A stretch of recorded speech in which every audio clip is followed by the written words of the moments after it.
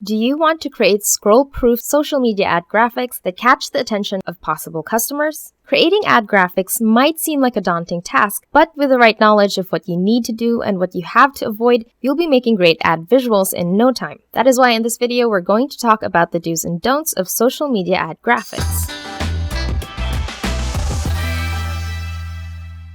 Welcome back to the channel. This is Jelly from LYFE Marketing, and we are a digital marketing agency dedicated to helping small businesses grow. Before we get started, this is your reminder to subscribe to our channel and to hit that notification bell icon to get notified as we upload more of our essential business growing videos. Social media advertising is a vital part of social media marketing. It allows you to target and communicate your business to specific users, build an audience, drive engagement, increase traffic, and ultimately get sales. Your social media ad graphics plays a huge role in this, as it aims to stop the user from scrolling through your ad and should make them want to learn more about what you're promoting. Apps like Photoshop and sites like PicMonkey and Canva are great for creating these, with the latter offering a huge library of templates for you to choose from for your ad graphics.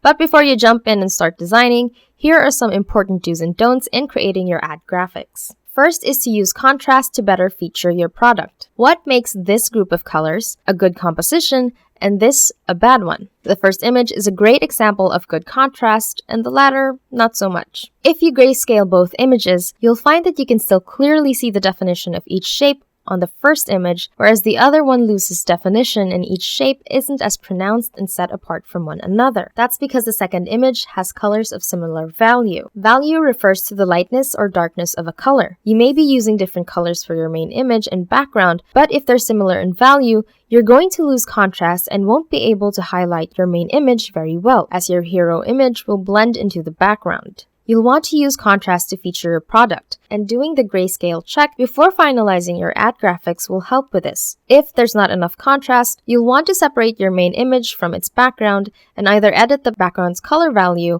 or replace it entirely with a different one. Next is don't overcrowd your ad graphic. A good social media ad graphic has an image, a headline, a call to action button, and optionally a logo. Any more than that and you're overcrowding your ad. Unlike social media graphics where you want to have a variety of different images with different intensities of graphic design implemented into them, you'll want to keep your ad graphics as simple and as uncongested as possible. To do this, make sure that you don't have too many words on your headline. Also, you may be tempted to use different sorts of decorations and elements to add to your ad graphic, but remember that the less decorative elements and loud effects that you have, the better. Your main image is the hero of the graphic and should always be the most prominent part of your image. So keep things as simple as you can and try not to have unnecessary design elements outshine your product or service image. Next is to use high-resolution images. As we previously mentioned, the most important part of your ad graphic is the image of the product you're selling or the service that you're providing. And it is essential that you use high-quality images that visually present what you offer as best as it possibly can. Stock images are great for this purpose, but if you want something more personal and want to look as authentic as possible, there are many ways to get crisp-looking images yourself.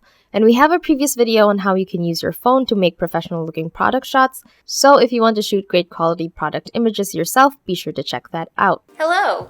We just helped a small business make over $1.5 million through Facebook advertising. After managing millions of dollars of ad spend for thousands of small businesses and creating thousands of social posts to help businesses connect with their customers, we know how to get results. And we want to help small businesses get results too. So we've decided to give away our knowledge, learning experiences, resources, tools, and feedback to help you achieve results for your digital marketing efforts. If you want to learn the blueprint for success, the best practices from some of the fastest growing companies in the world, get access to all the tools that you'll need, and get live expert guidance from yours truly, stop what you're doing and sign up for our coaching program today. Up next is don't use stock photos that look way too staged. Using stock photos for your ads is an excellent way of making sure your image quality will be up to standard, but beware of stock images that look way too staged and way too impersonal. You'll want to avoid stock images that look too corny and look forced rather than natural. If you need an image of a happy person, for example, this is a much better option than this. Next is adjust your layout depending on which platform you'll run your ads. Now that we have more social media platforms where you can run your ads, Facebook, Instagram, Reels, TikTok, among others, you want to be making sure you adjust not just your ad dimensions, but your layout to better suit which platforms you're going to run your ads in. The text alignment that works for your Square ad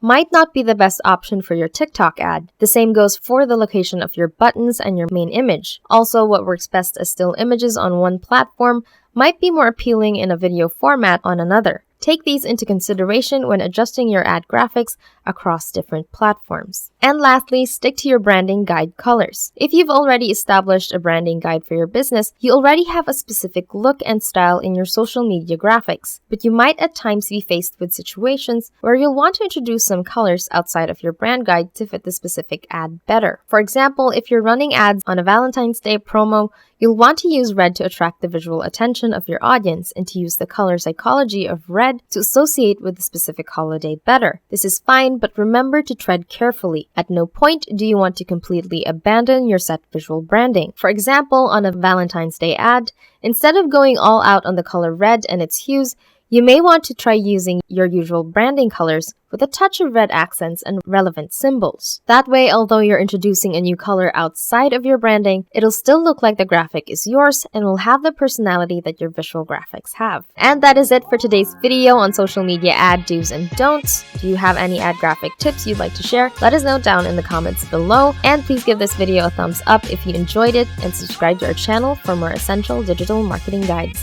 This is Jelly from LYFE Marketing, and I'll catch you in the next one.